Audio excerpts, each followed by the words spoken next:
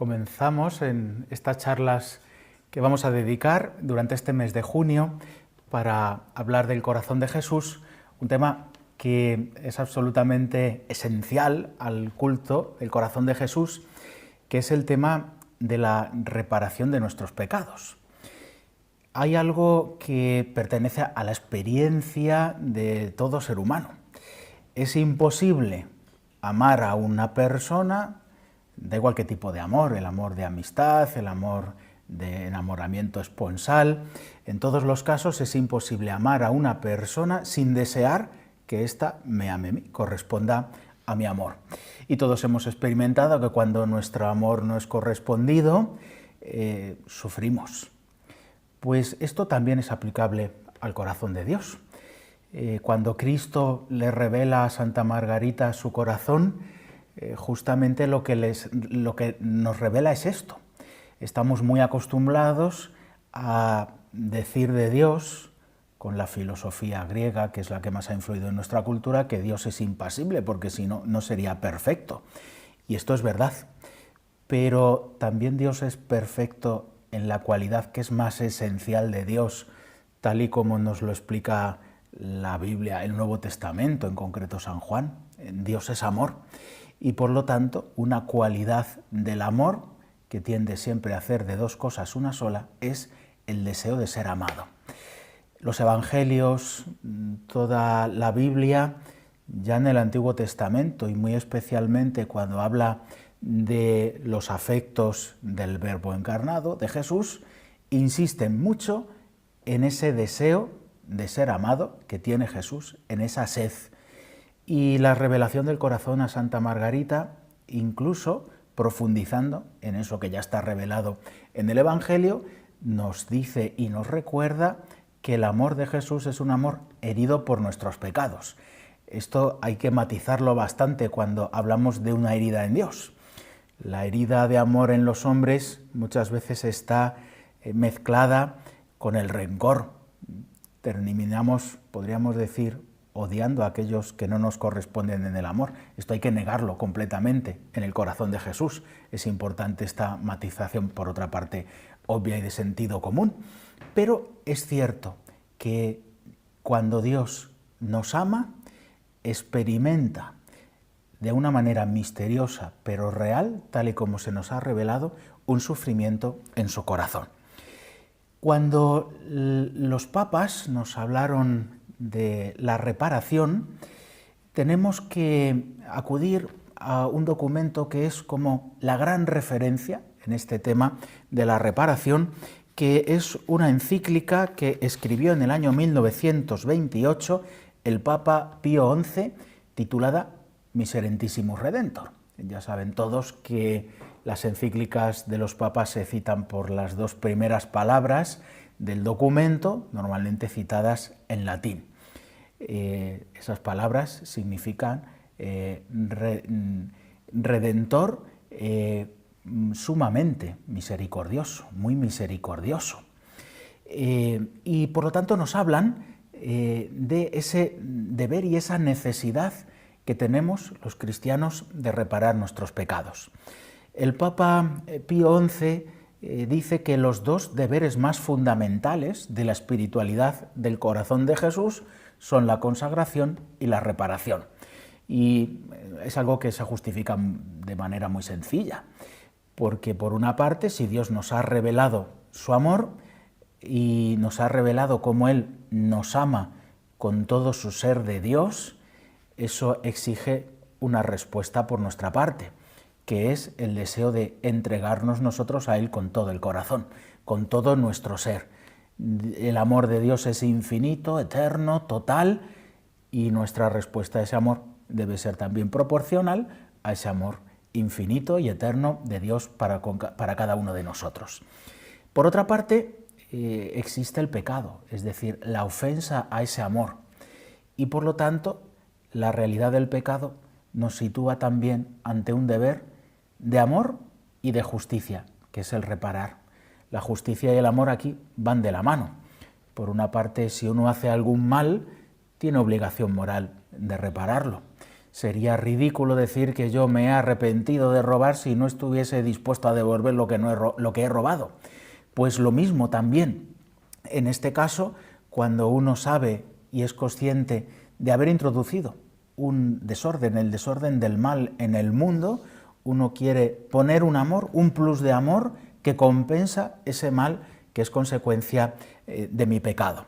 Eso es un deber de justicia, pero es que al mismo tiempo, cuando uno contempla el amor del corazón de Jesús, tal y como lo acabamos de explicar, ya no es simplemente una conciencia, podríamos decir, de orden intelectual, que uno es conocedor de que tiene obligación de reparar un mal, sino que al mismo tiempo la experiencia del amor del corazón de Jesús nos lleva a desear con todo nuestro ser, cayendo en la cuenta de lo infinitamente amados que somos por Dios, que también hemos de dar respuesta, hemos de dar consuelo al corazón de Jesús. Cuando el Papa Pío XI nos explica cómo podemos ejercer el deber de la reparación, dice que este deber y esta necesidad se basa en dos verdades acerca de Jesús. En primer lugar, la presciencia. ¿Qué significa esa palabra? La capacidad de conocer el futuro. Cristo, recordaría años después el Papa Pío XII en otra encíclica sobre el corazón de Jesús, en su alma humana contemplaba al Padre cara a cara, como lo haremos nosotros en el cielo. Y eso significa que en el Padre, en Dios, por esa visión beatífica de Cristo, Él conoce todo, la eternidad, el presente, el pasado, el futuro, como tantas veces nos dice el Evangelio, el corazón de aquellos que trataban con Él. Y por lo tanto, en su pasión, conoció las buenas obras de todos aquellos que amándole deseaban unirse a su tarea de redentor, de reparador del pecado. Por otra parte, el Papa Pío XI nos recordaba en aquella encíclica, Miserentissimus Redentor, cómo la pasión de Jesús no estuvo causada por algunos hombres que cerraron su corazón al mensaje de Jesús, sino que estuvo causada por todos los pecados de todos los hombres de todos los tiempos. Esa fue la causa de la pasión. Cada uno de nuestros pecados ha causado verdaderamente la pasión de Cristo. Y esto no solo en el orden moral, es evidente, si Jesús conoce los pecados de los hombres, el desamor del hombre le duele en su corazón. Pero el Papa Pío XI afirma algo que va mucho más allá. También los sufrimientos físicos fueron causados por nuestros pecados. De tal manera que cada vez que alguien actúa por amor a Jesús, eso ofrece un consuelo a Jesús en los sufrimientos físicos y morales. Cada vez que alguien evita un pecado movido por el amor a Jesús, podemos hablar en ese caso de una reparación negativa, evita un sufrimiento en la pasión de Cristo, que tuvo que asumir todos los pecados de todos los hombres de todos los tiempos. Por lo tanto, decimos dos verdades. La primera, Cristo sufrió por nuestros pecados que conoció.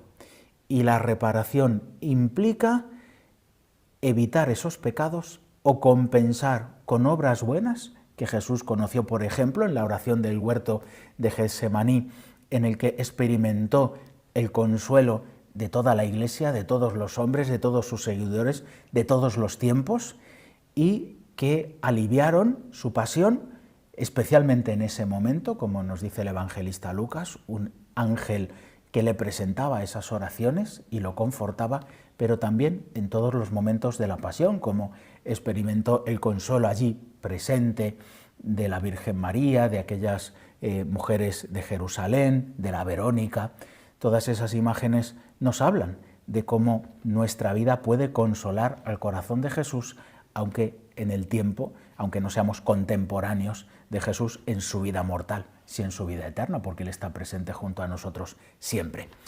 Y justamente de esta vida gloriosa de resucitado que Cristo tiene hoy que está presente en todos los tiempos y por lo tanto también en nuestro tiempo podemos reparar. Y esta es la segunda manera en la que el Papa Pío XI nos invita a vivir el misterio de la reparación.